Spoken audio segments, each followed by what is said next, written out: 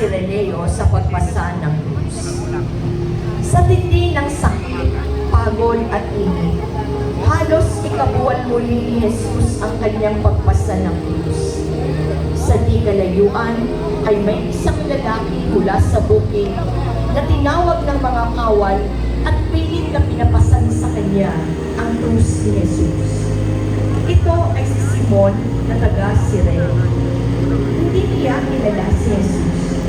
Gayunpaman, sa kanyang pagmamalasakit, pinasan niya ang krus ng iba at pilit na binuhat ang krus alang-alang kay Jesus. Ang imahe ng tinulungan ni Simon Sireneo si Jesus sa pagpasa ng krus ay nasa pangangalaga ng pamilya ng Yumaong Rufina de Mesa ng Nayo ng Baliban.